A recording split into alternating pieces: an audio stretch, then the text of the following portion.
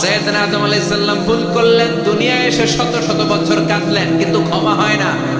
আল্লাহরে বললেন, আল্লাহ কি করলে ক্ষমা পাবো বলো? ফাতালাক্কা আদম মির রাব্বিহি কালিমাতিন ফাতাবা আলাইহি। আল্লাহ বললেন, ও আদম, তোমার কিছু কালেমা শিখায় দেই, এই কালেমাগুলো দিয়ে আমার কাছে দোয়া করো, ক্ষমা করে দেব। আল্লাহ শিখায় দিলেন, ও আদম, দুই হাত তুলে চোখের পানি ছেড়ে আমার কাছে পড়ো, রব্বানা, পড়েন, রব্বানা যালামনা আনফুসানা ওয়া ইল্লাম তাগফির লানা ওয়া তারহামনা লানাকুনান্না মিনাল খাসিরিন। এটা শিখাইতেছিল আল্লাহ। 365 দিনের প্রতিদিনই বান্দা যখন আল্লাহর কাছে ক্ষমা চায়, আল্লাহ তখন খুশি হয়ে যায়। সুবহানাল্লাহ পড়ে। আর শয়তান নারাজ হয়ে যায়। আমাদের মিশন হচ্ছে আমরা আল্লাহরে খুশি করতে চাই, আর শয়তানের বিরুদ্ধে আমাদের অবস্থান। চিল্লায় বলেন ঠিক কিনা? এজন্য সব সময় প্রশংসা করব কার? শুকর গুজার হব আল্লাহর জন্য, ঠিক কিনা? বিশ্বনবী দোয়ায় বলতেন, আল্লাহুম্মা জাআলনি সাবুরা ওয়াজআলনি শাকুরা ওয়াজআলনি ফি আইনি সাগীরা ওয়া ফি আয়ুনিন নাসি কাবীরা। ও আল্লাহ, আপনি আমারে ধৈর্যশীল বানান, আপনি আমারে শুকরগুজার বান্দা বানান, আমার চোখে আমারে আপনি ছোট বানান, মানুষের চোখে আপনি আমারে বড় বানান। বিশ্বনবী সব সময় নামাজে সালাম ফেরানোর পরে পড়তেন আস্তাগফিরুল্লাহ। কি পড়তেন? তিনবার পড়তেন আস্তাগফিরুল্লাহ, আস্তাগফিরুল্লাহ, আস্তাগফিরুল্লাহ। পড়তে রাজি আছেন?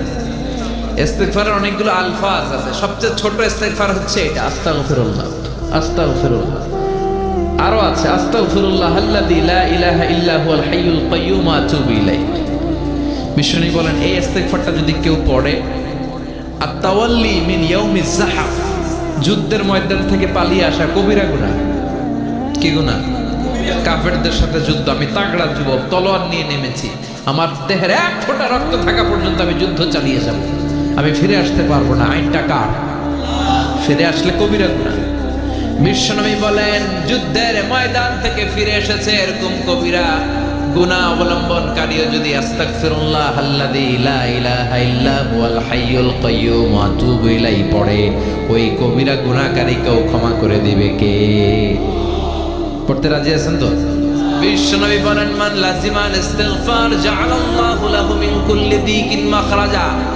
সব সময় ইস্তিগফারের সাথে যে লেগে থাকবে, রব্বুল আলামিন তারে 5টা জিনিস দিবে। কয়টা? কথা কন আরো জোরে, সবাই বলেন কয়টা? নাম্বার 1, জাআলাল্লাহু লাহু মিন কুল্লি দিকিন মাখরাজা। বিপদে পড়লে বিপদ থেকে উদ্ধার করবে কে? আমাদের তো কোনো বিপদ নাই, না আছে? কত বিপদ, হ্যাঁ? রাস্তাঘাটে দুর্ঘটনা হতে পারে, যে কোনো সময় ভূমিকম্পে পড়তে পারি, বজ্রপাত পড়তে পারে না, ঠেড়া পয়রা মানুষ নাই, আছে না নাই? এই বিপদ আপদ থেকে আপনারা রক্ষা করবে কে? যদি আপনি ইস্তিগফারের সাথে আঠার মতো লেগে থাকেন। কিসের সাথে? কথা বলেন। ইস্তিগফারের সাথে লেগে থাকতে পারলে 1 নাম্বার হচ্ছে বিপদে পড়লে আপনারে মুক্ত করে দিবে কে? 2 নাম্বার, ওমিন কুল্লি হাম্মিন ফারাজা, যে কোনো ধরনের টেনশন, হাইপার টেনশন থেকে বাঁচায় দিবে কে? আমাদের তো টেনশন মেনশন নাই, না আছে? লাইফ নিয়ে টেনশন, বাঁচার টেনশন, মরার টেনশন, ক্যারিয়ারের টেনশন, বাড়ির ভাড়া, গ্যাস বিল, বিদ্যুৎ বিল, ছেলে মেয়েদের লেখাপড়া, কত টেনশন। এই সব টেনশন থেকে আপনারে মুক্ত করে দিবে কে? 3 নম্বরে, ওয়ারযুকহু মিন হাইসু লা ইয়াহতাসিব, এমন জায়গা থেকে আল্লাহ আপনার রিজিকের ব্যবস্থা করবে আপনি কল্পনাই করতে পারবেন না। সুবহানাল্লাহ পড়েন। 4 নম্বরে, সবসময় ইস্তিগফার যদি পড়া হয়, আল্লাহর কোনো আযাব ওই বান্দার উপরে আসে না। ওমা কানাল্লাহু মুআযযিবাহুম ওয়া হুম ইস্তাগফিরুন।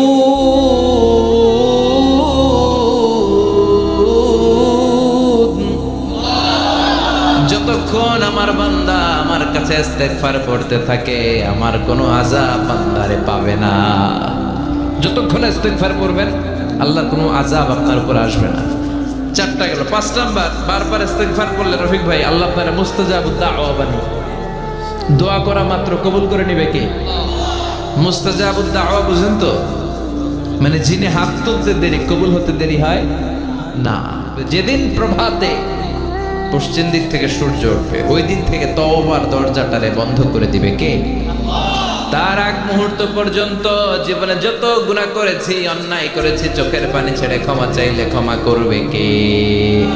শয়তান আল্লাহরে চ্যালেঞ্জ দিছে, আল্লাহ তুমি আমারে জাহান্নামে পাঠাবা, আমিও তোমার বান্দা করে লয়ে একসাথে জামাতে ঢুকমু। একা ঝুঁকবো না, একা যাব না, তোমার বান্দাদেরকে সবগুলারে জাহান্নামী বানায়া তারপরে ঢুকমু। তোমার চ্যালেঞ্জ দিলাম, একটারও জান্নাতে ঢুকাইতে পারবা? আল্লাহকে তুই আমার চ্যালেঞ্জ দিলি?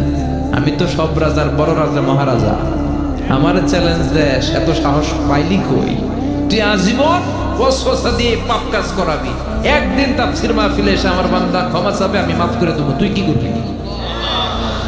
আজীবন অন্যায় করবে, আজীবন পাপ করবে, জুলুম করবে, একদিন চোখের পানি ছেড়ে আমার কাছে কান্নার মতো কান্না করলে আমি সব গুনাহ মাফ করে দেব। এজন্য আল্লাহ বললেন, ইয়া আইয়ুহাল্লাযীনা আমানু তুবু ইলাল্লাহি তাওবাতান নাসুহা। ভুল করেছো, তওবা করো, মাফ করবে কে?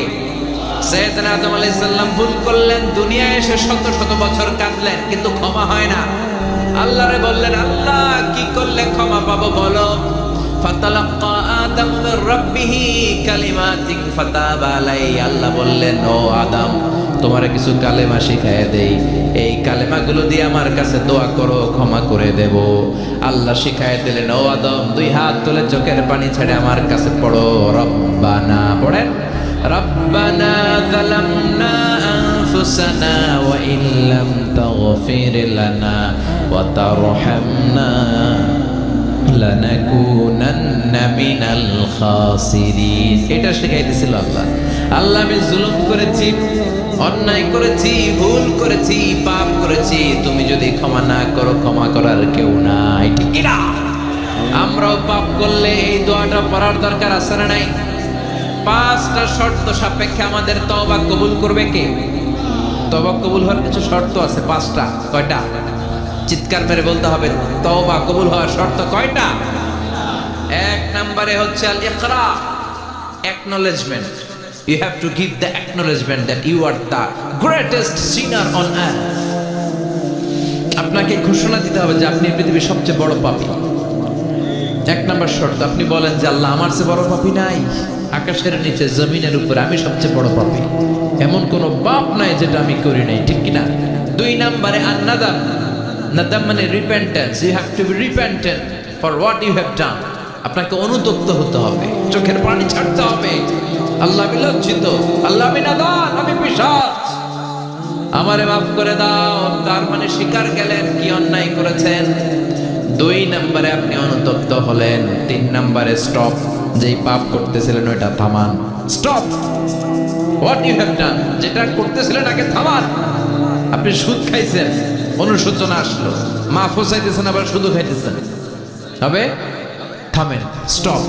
তিনটা গেল। চার number, to hate what you have done, ঘৃণা করতে হবে, যে পাপটা করেছেন মন থেকে ওই পাপটাকে ঘৃণা করতে হবে। পাঁচ নাম্বার শর্ত হচ্ছে to determine that you never repeat this sin again in your life.